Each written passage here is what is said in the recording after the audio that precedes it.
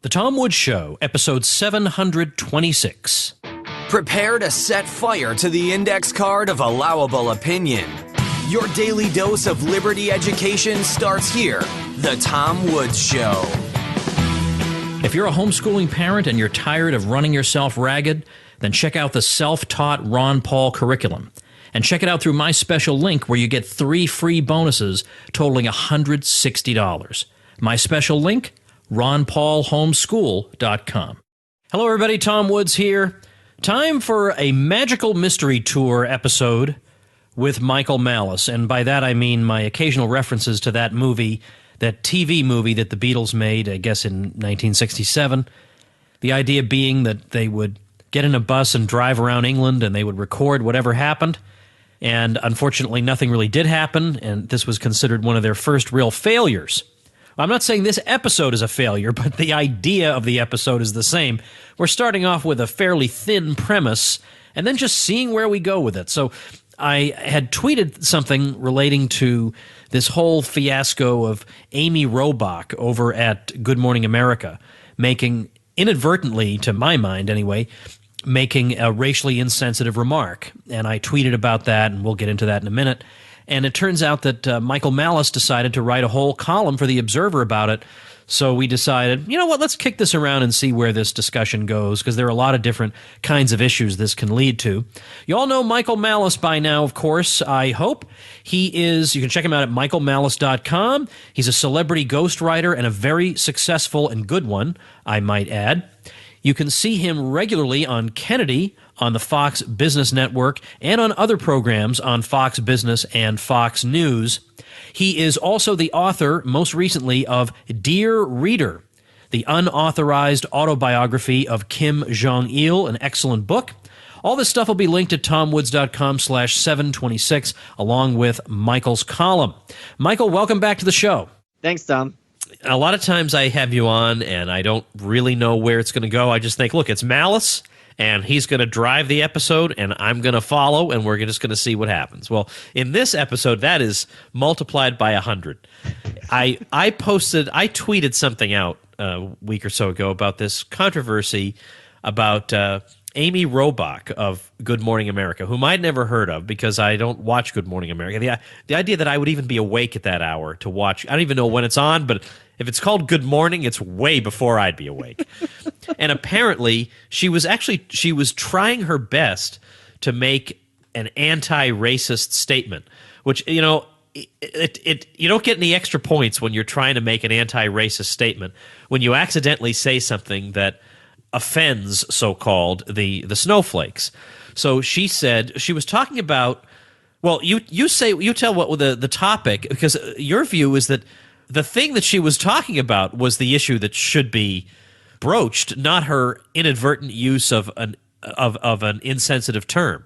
Well, I mean, I think I don't know that I agree necessarily. I think it's a complete non-issue from my perspective, but it just speaks to how race in the media is played, where she had a comment where she said that there should be certain movie roles reserved for colored people, right, as opposed to the preferred term, which is people of color. And I think your tweet was something like, having that letter, the word "of" in there, and a little bit different syntax, is the difference between being in the Klan and being enlightened. Let me jump in on that. Yeah, I tweeted out that I said I've never used the term colored people because, of course, it reminds me of Archie Bunker from when I was growing up. Right. So I wouldn't use the term colored people. But I said, but isn't it bizarre that that's unforgivable and that the correct term is people of color? So what is it that is it the missing preposition that's the issue? I mean, it's just weird the way the rules of discourse work in America, that you could be that close to being driven out of society just in the way you arrange these words. I mean, I don't care where you stand on the racism spectrum. That's screwed up. That was the point of my tweet, and you latched on it. You wound up writing a column for The Observer about this. Of course, we're linking to it at tomwoods.com/726. Now, go ahead. Now, well, my question for you is, was that tweet meant facetiously or rhetorically, or were you sincerely asking, why is this a difference? I was having fun with these people because my view is that the difference between the two, obviously there is no substantive difference between the two. Right. To me, it's a matter of it's a matter of these people want to control and dominate all these situations. They want to make clear who's in charge, and you are not in charge. And you will sit there and pathetically beg our forgiveness, and we'll consider whether we're going to grant it. That's the position they like to be in. That's my view. Well, I think that's the position most people like to be in, to be fair. Given the choice of, but the point I made, and I thought that you were being sincere to some extent, that you thought it was ridiculous. And the point I was making is it's not ridiculous. It's in the sense that they are being somewhat consistent in their use of language and its role. And its role isn't necessarily to dominate for the sake of dominating. So, as I talked about in my article, the term colored is a historic anachronism, right? It used to be the term for black people in the South, especially in the South, back in, I don't even know when it started changing to black or African, or then Afro-American, then African-American. This was the Jim Crow era. Nowadays, people of color is the term because it refers just to black people, but to non-white Hispanics, and sometimes other people get grouped into that, depending on whether or not the speaker wants to regard them as being oppressed or at that particular moment. So sometimes it means people from the Indian subcontinent in that area. Sometimes it doesn't. But I don't think that most people understand how this works because it's not arbitrary. So let me break it down how it works like I wrote in my article. So if I'm a progressive, and in the religious sense, I want to constantly demonstrate my commitment to the progressive agenda. And one of the easiest ways any group demonstrates their commitment to an ideology is through the use of jargon. We certainly see this in libertarianism. We see this in objectivism. We see this with the Republicans when Republicans talk about, I'm a old-fashioned is a Republican code word, or I'm a real American or something like that. And progressives have the same thing.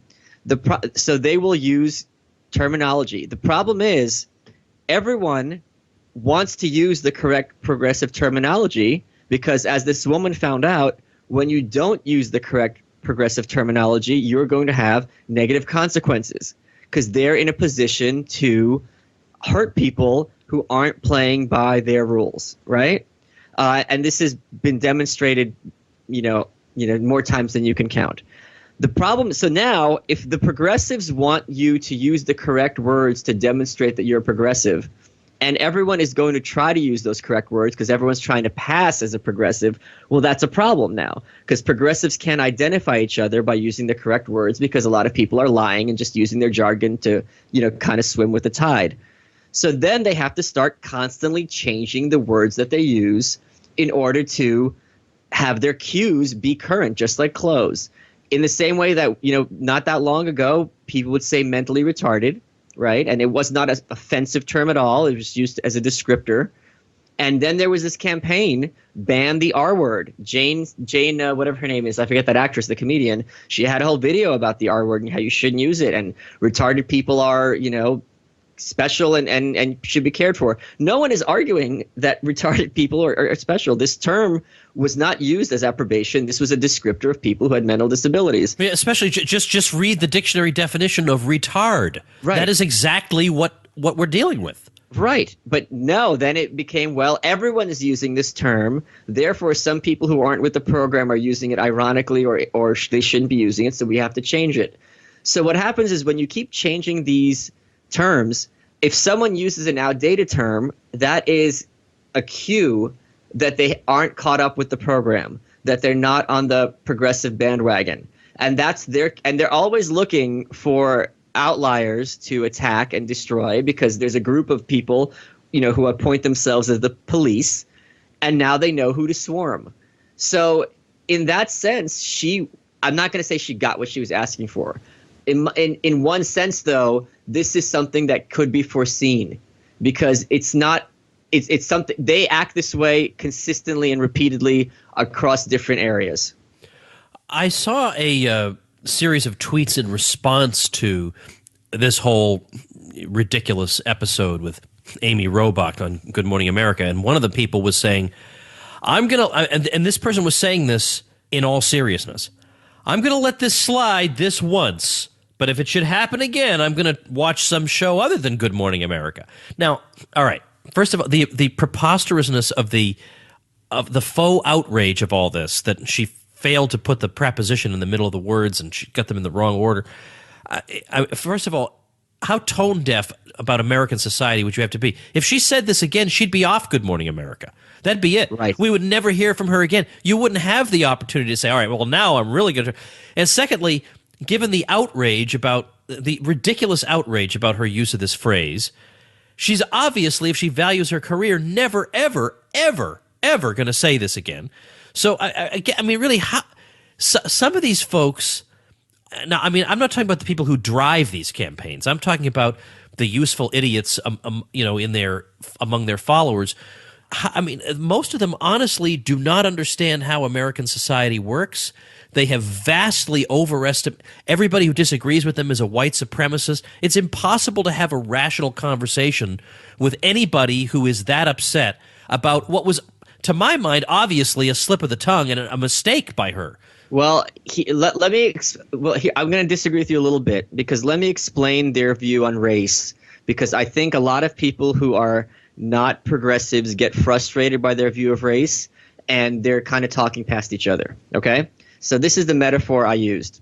Let's suppose you have a school and a bunch of kids are in detention, okay? And the teacher, for this kind of detention, you have to write an essay saying, what did you do wrong and why you won't do it again. And the teacher who's in charge of detention is grading the papers. And once she says, okay, you did a good job, you can leave detention, right?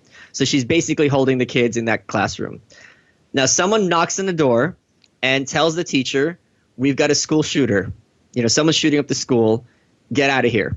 And the teacher says, well, we're not leaving until I finish grading these papers. And the guy goes, what are you talking about? There's a school shooter. And do you not think this is an issue? And the teacher will say, okay, I'll lock the door. Now, if you were the person talking to this teacher, you would think she is either insane or evil. At the very least, you would not respect her, and you would ignore her and try to get those kids out of there, right? Yeah, of course. So this is their idea of racism. For you to – I don't mean you specifically, Tom. I mean for someone to say that racism is a problem and to acknowledge racism is a problem, but not act immediately as if this is a huge emergency that's happening everywhere in your environment – from their perspective, you're in that position of the teacher. From their perspective, if racism exists, it is an emergency and as pervasive as the school shooter, and locking the door is not going to matter. So when people say, I care about race, I'm not prejudiced, that's not enough for the progressives, because for them, if something is this big of a problem and your response to it is some minor change in behavior, you're dismissing this problem and you're ignoring it when it's on the level of a metaphysical outrage that is happening constantly. All right. So it's not just – so in other words, in your view, this is not just a raw effort to exert power over other people. It also has roots in a whole way of viewing the world. Well, I wouldn't use the word roots because of the pun, but yeah, it definitely has – right, it's their worldview. And if – the question that I love to ask people on the left is there a point at which the cost of fighting racism and discrimination outweighs the benefit, right? Is there like a little amount you could be happy with? And many people who are on the left who are approaching this from a rational perspective, who think we should live in a country where people are treated fairly, that mentality of which I subscribe to, they'll say, yeah, of course, you're never going to be able to eradicate it. Everyone's going to have their prejudiced grandma, and that's fine. But the evangelical progressives, even asking that question to them is insane and makes you morally suspect. Let's shift gears a bit, but still on the same general theme. I'm pretty sure you know who Bette Midler is, of course, right? Yeah, I have a funny story with her, but yeah, go ahead. I'm sure you do. Well, the story that I know of is apparently sometime in the last, I don't remember when I read this news item. Did you read it, where she made some, what she thought were humorous remarks about Bruce/Caitlyn Jenner? No, I didn't hear this. Oh, yeah. And they were obviously meant in fun. And of course, what do you think happened? Did you think people said, those are funny jokes? Or do you think they said, well, Bet, I know you think those are funny jokes, but you may be a little bit behind the times. We actually don't consider those jokes to be admissible anymore. Do you think that was the response? Wait, Bet? Oh, wow. She apologizes for an offensive Caitlyn Jenner tweet. I never heard about this. Yeah. So she apologized. Yeah. Now, I mean, look, I'm not saying it's impossible ever to offend someone or that everything you might want to say is a good thing to say. I'm not saying, nobody's saying that. What fascinates me is just the process that we all know. We all know what's going to happen to that person. We know the exact process. There's going to be the ritual denunciations. It's like a liturgy. Yes. And then the response is the abasement and the firm commitment to amendment of life. I mean, it is bizarre. I mean, it's just. I'm curious about your comments on that. Why is it bizarre if it's something that follows something that's already had precedent? It's the opposite of bizarre. Like I've always said, I guess it's the precedent that's bizarre. Progressivism is just Christianity without the mythology. So, of course, they're going to use the historical methods that have worked because they have worked. So they're conservatives in that sense. So why would they try to reinvent the wheel? And there was an episode of your show with Vox Day, and he has that book where he just goes through the steps, a fellow Bucknell alum, where he just goes through the steps of how this works. What did you think about the statement that appeared in the acceptance letter for the class of 2020 from the University of Chicago? I assume you saw that? Yeah, they were talking about no safe spaces and no trigger warnings, correct? Yeah. What did you think about that? The wonderful thing about the fringe rights, for lack of a better term, in social media is that they are forcing people who don't want to talk about these things to talk about them and acknowledge them. Because if you are in a position of dominance, you don't have to explain yourself to anybody.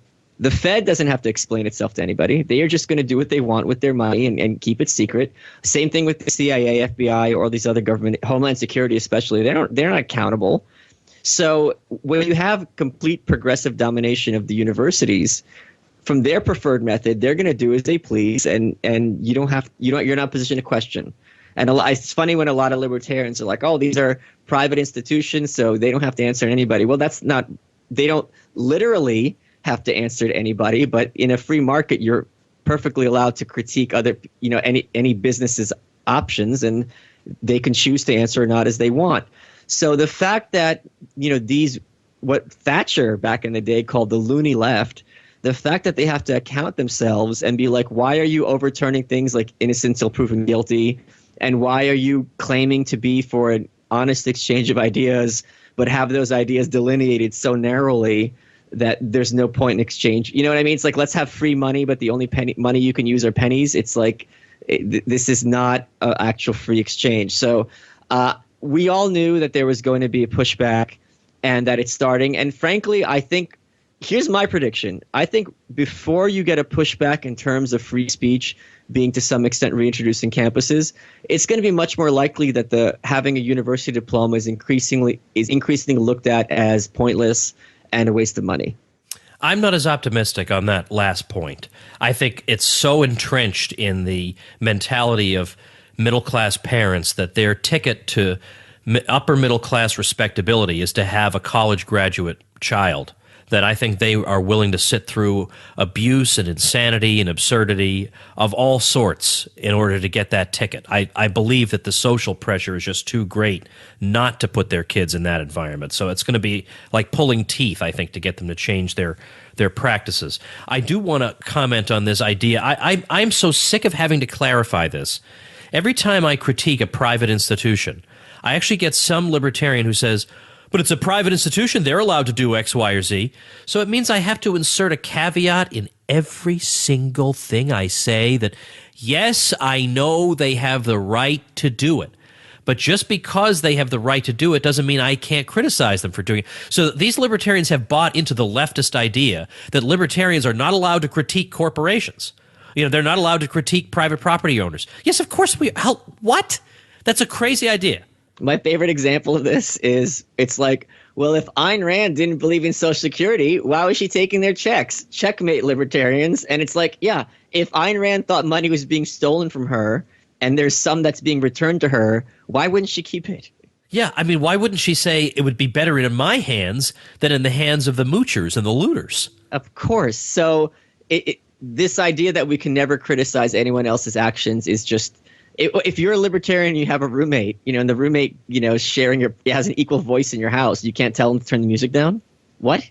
Yeah, it's nuts. So look, yes, I am allowed to critique places and to celebrate when people do the right thing. So yeah, I sent out an email to my list about that University of Chicago thing, because when I was on Milo's show recently, he said that what he expected to happen was that it's getting so bad that there will be universities that will look to differentiate themselves on precisely this basis, and the reward for that is that they will attract students who just have no time for crap like this and who probably do take their studies seriously, and this has to benefit them. And I think it was a really smart PR move, and they didn't do it in the form of a press release. They sent it out as the admissions acceptance letter to all these students, knowing full well it would be on the internet within 10 seconds of the first kid opening it. Yeah, but the problem is, where these ideas are most entrenched are usually the most prestigious universities. So I'm surprised and delighted that it's a university on the caliber of the University of Chicago that was the first one to break free, because you'd expect it would be some kind of second or third tier school, or even a fourth tier school like Bucknell. They would be the ones who are going to try to compete on this level, because this is a very big deal to stick your neck out against this kind of egalitarian progressive monopoly in academia. What I want to know is, you went to Columbia, just like Alexander, you and Mattress Girl and Alexander Hamilton. You speak to a lot of young college kids. From your perspective and the feedback you've gotten, has it gotten worse or better since you were at Columbia and places like that? Oh, I think it's much worse now, actually. And I remember at the time thinking it couldn't get any worse, but it's much worse now. Now, as a grad student, I didn't really have time to worry about any of that. I really, really was seriously busy. So I didn't really join any student groups or anything. But when I did look around, I noticed there really weren't any student groups worth joining. There was the college Republicans, who were absolutely hopeless. I mean, in a way, it's almost understandable. They were so outnumbered. But as an undergrad at Harvard, there were vastly more. Partly it's because the freshman class is 4 times larger. But there were vastly more student groups, and there were ones that were actually congenial. And we had fun because we would shock the campus by doing things that we weren't supposed to do, that were off the 3x5 card, and that would get the narrative going in our direction. People would have to engage with us, and so that we had some fun doing stuff like that. But yeah, I mean, now it's partly that the resistance to all this has moved so far leftward that now you're just reduced to resisting only the most ridiculous, absurd, preposterous aspects of all of it.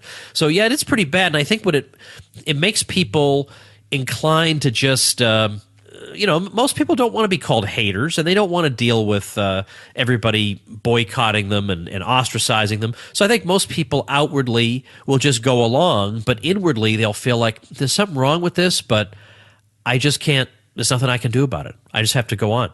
Can I tell you a funny story of when I went to Bucknell about this issue? It's really, really hilarious. I know that your Bucknell experience was not very good because I read Ego and Hubris, but I'm sure I don't know this particular story. I allude to it. So Ego and Hubris, for those of you who don't know, Harvey Pekar, the late Harvey Pekar of American Splendor fame, wrote a book about me called Ego and Hubris, the Michael Malice story. I wanted to call it The Little Engine That Could But Shouldn't, but Ballantyne said that was no dice, so we called it Ego and Hubris.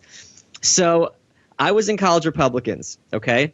And if you wanted to get a notice about your club meeting, you had to email students@bucknell.edu, and whoever was monitoring that inbox would approve your message, and once approved, it would go to every student's inbox, right? So there was a gatekeeper.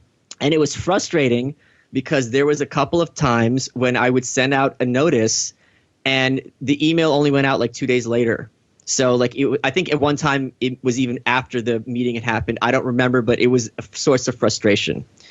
Now, there was a group on school who decided to have something called Jeans Day to show your support for gay rights. Now, if there's one thing I hate more than anything, it's hypocrisy. And the Bucknell student body back then, and I'm sure now, well, now it's very different. It was very socially conservative. And coming from New York, this is something I didn't jibe with very well at all. So they had Jeans Day to support gay rights, but they barely advertised it. So then they could say, look, everyone's in jeans. You know, this is a campus that supports gay rights. So that drove me crazy. So some girl emailed students@bucknell.edu about some minor issue. I don't remember what it was. And she wrote, P.S., I'm not wearing jeans today, but I still support gay rights. Okay. And this went out to everybody. And this drove me crazy because I'm like, why are they forwarding this girl's stupid note to everyone at Bucknell? So I emailed them coincidentally at Friday at like 4:45, something else. I'm like, hey, can you guys do a better job of moderating these messages? And I wrote, P.S. I'm not in jeans. I support family values, right? Just to give her the finger. Thinking it's going to go to the person moderating this account. It didn't. What had happened in the interim between my last message and her message is apparently they just let that email account be unmonitored. So my email immediately went to every student and school. Oh, no. Right? And one student says, Michael, you just found out that this email account is unmoderated, but since it was Friday at 4:45, all weekend people were emailing this account, and every email was hitting every student, and we brought down the Bucknell email server. Oh, and it was hilarious. And then I had to kind of like eat crow a little bit because I was being facetious. But then it's like, what do you mean by this, blah, blah. I didn't have any negative consequences. I'm sure now I would probably be literally murdered. But it was a very funny moment. It goes to show, by the way, though, that I think one of the things that people are learning on the college campuses is exactly what the limits on what they're allowed to think are. Like that is absolutely conveyed to them. It is made absolutely clear. Now there will be some. No, it's not. No. You're wrong. Oh, all right. Correct me. This is the whole point of my article. The limits are not clear. The limits are constantly changing. Okay. And that's all right. how they determine who to punish. Who hasn't caught up with the latest limits? Okay. I guess, but the thing is, if you avoid entire areas of life altogether, if you have no comment whatsoever, nothing's going to happen. Don't try. Is basically what you're encouraged to do. Don't try, right? Because even when you try to be friendly, there's a possibility that maybe you were condescending, so they'll get you for that. You understand that there are certain areas of life that can't be talked about, debated, whatever, and that is or what you learn is the people who do speak up against that are viewed as obnoxious, terrible, outcasts from society. They're made examples of, and I mean, I think people learn that more than they learn other stuff these days. Yes, obedience. And coming from the Soviet Union, this kind of mindset was very, very familiar to me. And in fact, when I went to North Korea, and again, I really do want to make clear, I'm using this as a very broad metaphor. I hate it when people, compare America to North Korea. It drives me crazy. There's things in North Korea that are universal to human experience. So when I was there, I thought to myself, they are going to have rules about free speech because you can't literally control everything that everyone says. People have to be able to talk about the weather or so on and so forth. There have to be rules that are unspoken but understood by the populace. And I wanted to figure out how that works in North Korea. And the rules in North Korea are, number one, you don't criticize the government, especially the leaders. And number two, you have to pretend like everything's fine all the time. And in a way, number two is a caveat of number one, a corollary, because if you're saying something's wrong, and since the government's providing everything, by saying something's wrong, you're saying the government's providing something incorrectly. And there's this video on Vice, the Vice Guide to North Korea, and Shane Smith goes there, and he goes to this huge ballroom, and it's empty at the hotel. And the waitress is giving him food, and he goes, "This is a huge ballroom. Where's everybody?" And she goes, "They just left." And he laughs at look how crazy these people are. And it's not that she's crazy; it's that she's a great improv artist. Because if you have a huge ballroom, you can't say this ballroom is here as a waste and the government's making a mistake. You have to very quickly have some reason why you'd have a ballroom without people in it. So that's their rule. And again, this is universal. Whenever someone has control, they're going to have certain rules about what you can and can't say that are usually actually fairly understandable. And like you identified with progressives, there's certain areas of speech where don't talk about it, because we're in a position to arbitrarily do things to you, whether you like it or not, whatever your intentions are.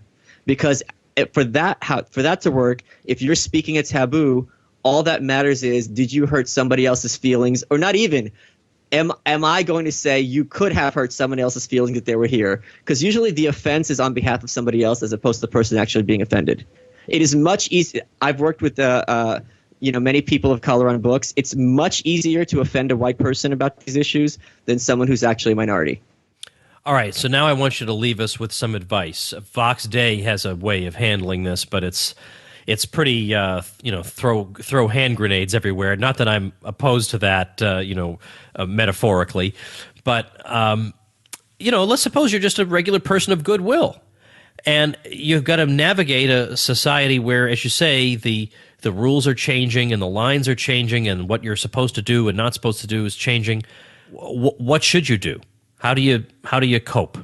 That's a great. Well, I'll tell you this: it's if you're an average person of goodwill, in a sense, you're screwed, because if you are in a position without power, you're going to be at the mercy of somebody else, regardless. I mean, this was again one of the big messages from growing up in a Russian household, that there are going to be people who are stronger than you, and they might do things to you, and there's nothing you could do about them. So I think most people intuitively have figured it out, certainly by the time they've graduated college, because they've seen other people made examples of, and that's the lesson they're taught. So I don't think I have any advice that is going to be particularly useful that they haven't deduced on their own and that you haven't talked about in this episode. See, this is why people sometimes get on my case. Why do you favor people who are they think somebody like Milo is obnoxious, and why are you giving support to him? Well, because we're living in this crazy, bizarro system where, the rule, as you say, the rules of what's allowed to think and say and do and whatever changes all the time. And if you get it wrong, you can be completely ostracized, or you have one tweet and you get on the plane. By the time you land, your life is over. Your life is over. And that's not normal. That is insane. And well, if somebody's a little bit over the top in fighting against that is down at number 100 on my list of 100 concerns. Well, you also touched on something I think a little unintentionally when people say, "Oh, why do you support Milo?" There's also this idea that this technique that they use where having a guest on your show is endorsement. And I've told you, when I do my next book, I will talk to any group at any time. And frankly, the more they disagree with me, the more I'm in a position to change their mind. I don't want to be preaching to the choir all the time.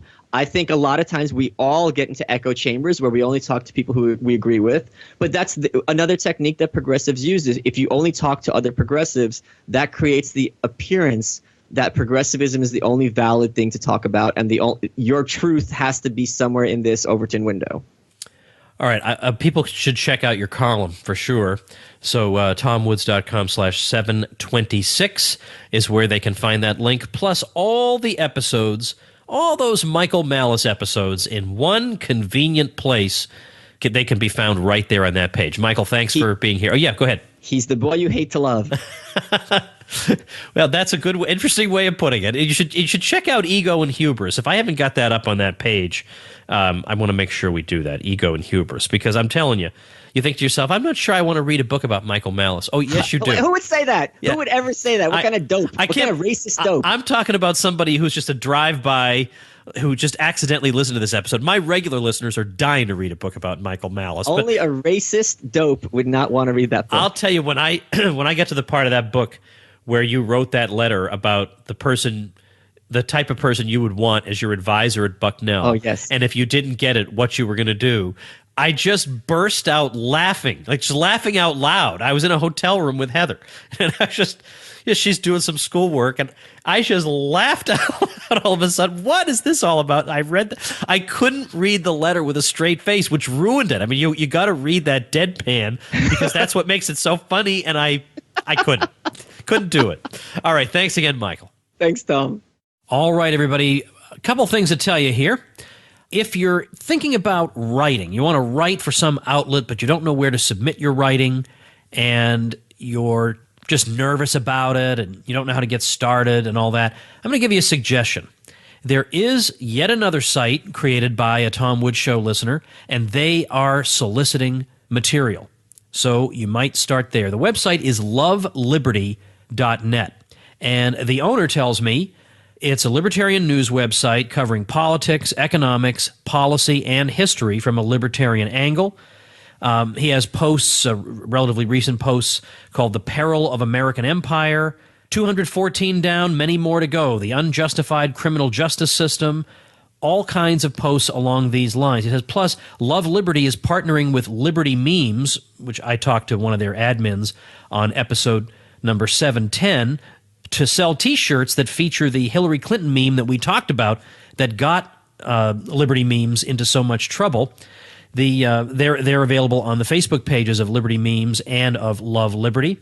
And he also says what I've been telling you, that loveliberty.net is looking for anyone who wants to write articles about politics, economics, policy, or history. You can reach out to the owner at Political Baxter on Twitter, or you can email him at timbaxter@loveliberty.net. So check out loveliberty.net, whether you are a writer or a reader, to help out a fellow Tom Woods Show listener, and if you're a writer, to give yourself a little bit of exposure. I'm going to link to loveliberty.net as the listener website mentioned over at tomwoods.com/726. And remember, you get all kinds of wonderful goodies from me if you start up your website through my link. So make sure you check out tomwoods.com/publicity before you get started, because only then will you qualify to get all the incredible goodies that I have created for you, including a nice, brand new private Facebook group for Tom Woods Show bloggers and website owners to exchange ideas and, in general, to plot, which is one of my favorite pastimes. Second thing I want to tell you is what's coming up tomorrow. Well, Scott McConnell is coming back onto the show because he has a brand new book, and it's about his own experiences, but there's a lot of great history and current events, good material in it. It's called Ex-Neocon. That's the whole title, Ex-Neocon. Great. So Scott will be the guest tomorrow. I hope you can join me. Thanks for listening. Become a smarter libertarian in just 30 minutes a day. Visit TomWoods.com to subscribe to the show for free, and we'll see you next time.